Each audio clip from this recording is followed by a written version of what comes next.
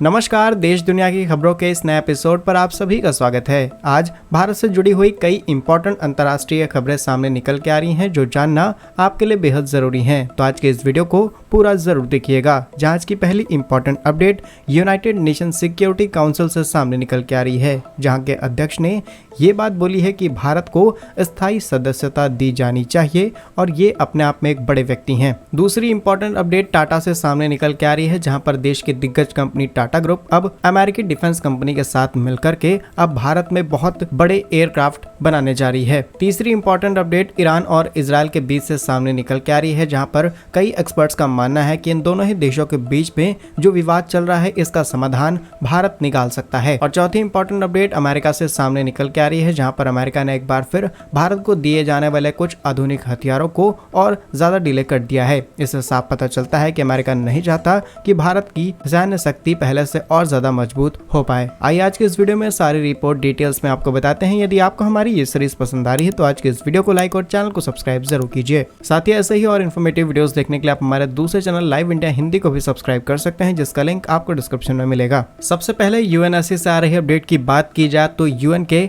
महासभा अध्यक्ष जिनका नाम है डेनिस फ्रांसिस, इन्होंने कहा है कि यूएनएससी में भारत को स्थायी सदस्यता दी जानी चाहिए और भारत जो लगातार इसका प्रयास कर रहा है यहाँ पर भारत को रिस्पेक्ट दी जानी चाहिए। असल में इन्होंने अपने बयान जारी करते हुए बताया है कि आज हम 1.4 अरब की आबादी वाले एक लोकतांत्रिक देश को नजरअंदाज नहीं कर सकते। भले ही कुछ देश भारत को पीछे घसीटने की कोशिश करते आए हों, लेकिन आज भारत जिस रफ्तार से आगे बढ़ रहा है भारत को नजरअंदाज नहीं किया जा सकता। अब जैसा कि आप लोग जानते होंगे कि यूनाइटेड नेशन सिक्योरिटी काउंसिल एक बहुत ही महत्वपूर्ण संस्था है, जिसमें आज 5 परमानेंट मेंबर हैं, जैसे कि चाइना, फ्रांस, रशिया, यूके और यूएस। इसमें से कुछ देश तो खुलकर के भारत का समर्थन करते हैं कि भारत को यहाँ पर परमानेंट सीट दी जानी चाहिए, लेकिन कुछ ऐसे हैं जो मुंह पर बोलते हैं कि भारत को यहाँ पर सीट नहीं मिलनी चाहिए, लेकिन कुछ पीठ पीछे जाकर के भारत का विरोध करते हैं। एग्जाम्पल के तौर पर रिसेंटली चाइना के साथ मिलकर के पाकिस्तान और इटली यूएनएससी में ये अर्जी लगाते हैं कि भारत को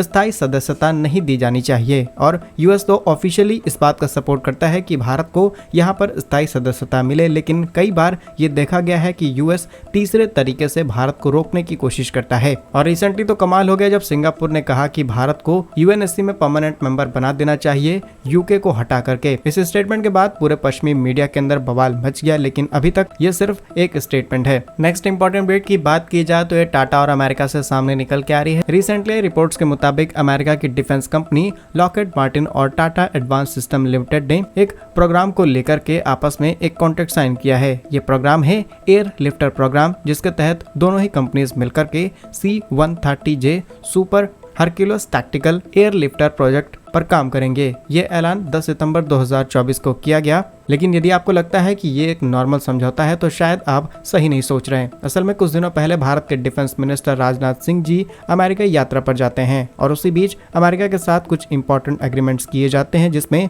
नए फाइटर जेट्स, नए इंजन्स और नई टेक्नोलॉजीज को लेकर के इंपॉर्टेंट समझौते होते हैं। और लॉकहेड मार्टिन भी पूरा आश्वासन देती है कि जल्द ही इनकी तरफ से जो सप्लाईज भारत को आनी है वो कंप्लीट कर दी जाएंगी, और अब हमें एक नया समझौता देखने को मिल रहा है। रिपोर्ट्स के मुताबिक दोनों ही कंपनियां समझौते के तहत एक नया फ्रेमवर्क तैयार करेंगी, जिसमें भारतीय वायुसेना के 12 C-130J मौजूद बेड़े के साथ साथ किस तरीके से इस फ्लीट को maintain, repair and overall facility के लिए आगे बढ़ाया जाए, इस पर भी बातचीत हो रही है। साथ ही टाटा एडवांस सिस्टम लिमिटेड ने कहा है कि इसे लेकर के भारत और अमेरिकी दोनों सरकारों के बीच कुछ मंजूरी और मिलनी बाकी है, जिसमें C-130J की मैन्युफैक्चरिंग, असेंबलिंग और तमाम तरीके के प्रोसेस भारत में भी आगे चल के शुरू किए जा सकते हैं। ये एक मीडियम ट्रांसपोर्ट एयरक्राफ्ट प्रोग्राम है, और अगर आने वाले समय में भारतीय वायुसेना इसी एयरक्राफ्ट की तरफ जाती है और ये कॉन्ट्रैक्ट लॉकहेड मार्टिन के हाथ में सौंपा जाता है तो डेफिनेटली ये टाटा के साथ मिलकर के इसकी यूनिट भारत में सेटअप करेंगे, और डेफिनेटली ये सारी चीजें क्लियर सिग्नल दे देती हैं कि भविष्य में कॉन्ट्रैक्ट इसी कंपनी के हाथ में जाने वाला है, क्योंकि हम चाहते हैं कि डोमेस्टिक प्रोडक्शन ज्यादा से ज्यादा हो, और अगर हम मैन्युफैक्चरिंग नहीं कर सकते तो एटलीस्ट असेंबलिंग देश के अंदर ही कर पाएं, और ये इसका एक बड़ा एग्जांपल आपके सामने है। फिलहाल क्या कुछ कहना है आपका इस पर हमें कमेंट्स में जरूर बताइए। नेक्स्ट इंपॉर्टेंट अपडेट की बात की जाए तो ये मिडिल ईस्ट से सामने निकल के आ रही है, जहाँ पर इजराइल के कई एक्सपर्ट्स का कहना है कि ईरान और इजराइल के बीच जो आज घमासान चल रहा है इसका समाधान भारत निकाल सकता है, और अगर भारत इस प्रोजेक्ट में कामयाब हो जाता है तो डेफिनेटली भारत को यूनाइटेड नेशन में परमानेंट सीट भी मिल जाएगी, क्योंकि आज भारत कई देशों के लिए मीडिएटर बनने का काम कर रहा है। अगर हम थोड़ी सी डिटेल्स आपको बताएं तो मिडिल ईस्ट के अंदर जो कट्टर दुश्मन है, चाहे इजराइल का ईरान हो या फिर ईरान का इजराइल, दोनों के बीच एक लंबे समय से जंग चल रही है, लेकिन इन दोनों ही पक्षों के बीच जो मध्यस्थता कराने का काम है वो चीन, रूस या अमेरिका नहीं बल्कि भारत करा सकता है, और ऐसा इजराइल के थिंक टैंक का मानना है। इसके पीछे उन्होंने कुछ मजबूत रीजंस दिए हैं। उनका कहना है कि ऐतिहासिक रूप में ईरान के साथ भारत के अच्छे संबंध रहे हैं। 1947 के पहले तो भारत और ईरान की सीमाएं लगभग जुड़ती थी, और रिसेंटली ईरान ने अपना चाबहार पोर्ट अगले 10 सालों के लिए भारत के हाथ में सौंप दिया है। तो ऐसे में ये कहा जा सकता है कि भारत की बात ईरान मान लेगा। वहीं इजराइल तो ऑलरेडी सालों पुराना भारत का अच्छा दोस्त रहा है। इसके अलावा ट्रिब्यून की रिपोर्ट के मुताबिक कहा गया है कि इजराइल के विदेश मंत्री कार्ट्स ने भारत के विदेश मंत्री एस जयशंकर जी के साथ भी एक बातचीत की है कि किस तरीके से इस बड़ी समस्या का समाधान निकाला जाए। दोनों ही तरफ से जो अग्रेशन देखा जा रहा है इसे कंट्रोल किया जाए, और इसमें भारत इंपॉर्टेंट रोल प्ले कर सकता है। अगर आप देखें तो वाकई ये बड़ी बात बन जाती है, जहां एक तरफ भारत इन दोनों देशों के बीच समाधान करने की कोशिश कर रहा है, वहीं दूसरी तरफ रूस और यूक्रेन के बीच में चल रहा घमासान है, इसका भी समाधान भारत निकाल सकता है। भारत ने ऑलरेडी आश्वासन दिया है कि चीजों को कंट्रोल किया जाएगा, और ये बात हमने साबित कर दी है जब भारत के प्रधानमंत्री दोनों ही देशों में विजिट करने जाते हैं। बाकी इस पर आपका क्या मानना है हमें कमेंट्स में जरूर बताइएगा। नेक्स्ट इंपॉर्टेंट अपडेट की बात की जाए तो अब अमेरिका भारत के साथ एक नया गेम खेलना शुरू कर चुका है। वैसे तो ये बात आपको पता होगा कि भारत के तेजस एयरक्राफ्ट में लगने वाले इंजन्स की सप्लाई अमेरिका ने अभी तक भारत को नहीं की है, और इसमें करीब 10 महीनों का लेट हो चुका है। लेकिन अभी रिसेंटली रिपोर्ट्स के मुताबिक भारतीय सेना को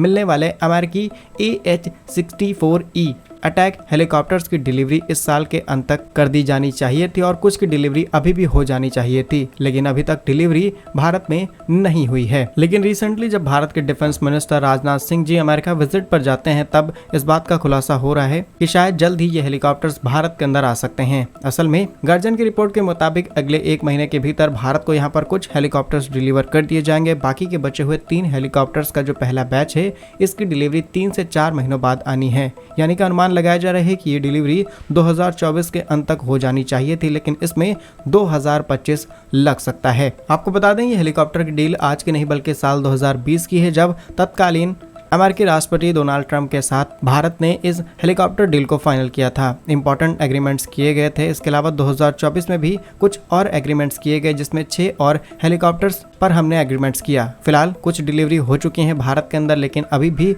जो लार्ज अमाउंट में डिलीवरीज हैं ये की जानी बाकी हैं। ये बात आपको पता होगा कि भारत के तेजस एयरक्राफ्ट में लगने वाले इंजन की सप्लाई अमेरिका ने अभी तक भारत को नहीं की है, और इसमें करीब 10 महीनों का लेट हो चुका है। बाकी क्या कुछ मानना है आपका इन सभी खबरों पर हमें कमेंट्स में जरूर बताइए। यदि आपको हमारी ये सीरीज पसंद आ रही है तो आज के इस वीडियो को लाइक और चैनल को सब्सक्राइब जरूर कीजिए। वंदे मातरम, भारत माता की जय।